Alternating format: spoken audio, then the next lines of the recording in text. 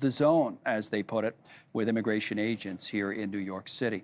Now, speaking of New York, we have the Department of Justice suing the city and the mayor, Eric Adams, over the sanctuary city laws here, the lawsuit arguing the policies are getting in the way of enforcing federal immigration laws. Here to discuss it, Vinoo, who's the former prosecutor on visiting faculty there, Harvard Law. Welcome back, Vinoo. It's good to have you on again.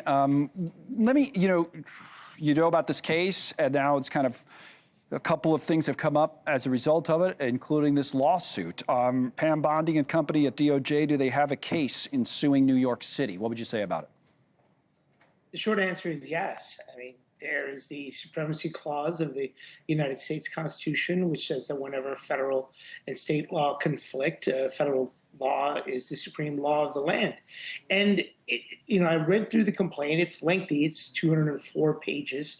There are a number of exhibits, but there are a lot of separate, specific references to the New York City Code, which talk about basically from 2011. So this is going back 14 years. The city council in New York City has basically fought with the federal government over the release of illegal immigrants or people who had overstayed their visas, whatever, people that were out of status.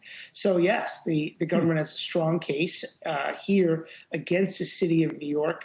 The politics, notwithstanding any politics, I mean, the city needs to start complying with its rules with the federal government. If you're right and they win the case, they'll sue everybody, right? Sue a bunch of cities. Yeah, I think they've already started lawsuits. I mean, I think what will happen is that New York City has to wake up. I mean, they had, in the complaint, they talked about the fact that these civil immigration detainers, see, even before Trump, I've been a criminal defense attorney for over 20 years, and I would advise non-citizens, people, even permanent residents, that if they were arrested by the state, they need to make bail immediately. Because if they're in and shipped off to Rikers Island, then there's a good chance an immigration detainer would drop. What I started seeing was that people were being kept longer and longer, and yet no immigration detainer. What that means is a hold that prevents them from being released into the general population. What happened was the city stopped honoring these detainers, and you've heard some terrible stories, including last year, of somebody who the city released, did not honor, and the guy went out and allegedly committed a rape. Right. Okay. Second topic I wanted to ask you about, because this we had a new development on in the last hour or so as well, is this whole Jeffrey Epstein thing. Ghislaine Maxwell is the dead sex offender, Jeffrey Epstein's, partner in crime. She's in jail. The last couple of days, Todd Blanche, who's the Deputy Attorney General, has been meeting with her in Florida, and it's come up about whether or not there would be some sort of a pardon in the works. President's been asked. He says, no, I haven't thought about it. And then Maxwell's attorney just made these comments a short time ago. We haven't asked for anything. This is not a situation where we're asking anything in return for testimony or anything like that. Of course, everybody knows that Ms. Maxwell would welcome any relief. She's been in very difficult conditions for 5 years, and so she would welcome any relief. It's the right thing to do, and we have faith that the right thing will happen sooner rather than later. All right. So again, the president said, no, I haven't thought about it. It's not the time to be thinking about that kind of thing. All right.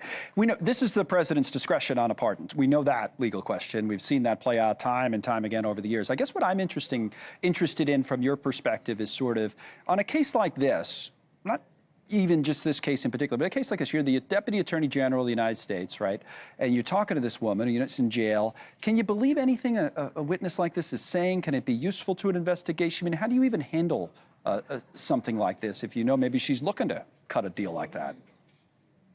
Well, the entire federal criminal system relies on snitches, relies on people that are cooperating, right? So some of the worst people that have ever lived on this planet have been signed up as federal cooperators. So Ghislaine Maxwell would be no different. The only question is, can they corroborate?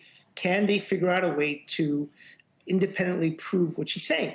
Look, that lawyer's comments raises a lot of concern for me, because when you go in there saying you didn't ask for anything, well, I guess it's either sort of from their point of view, a last-ditch attempt to convince President Trump to give her a pardon, because under the federal rules of criminal procedure, most of this has to be done within 1 year of being sentenced.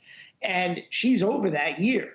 So, Okay. the only way you can get credit for something that was more than a year after you've been sentenced is if you didn't know it or couldn't have reasonably provided, given that information. But she's been in jail for 3 years. So, I guess what they're doing is throwing out a Hail Mary, hoping the president will give her a pardon, because procedurally, she's pretty much barred from getting a sentence reduction. That's interesting after the 1 year. All right, good analysis as always. Vinoo, good to see you again. Vinoo Varghese with us.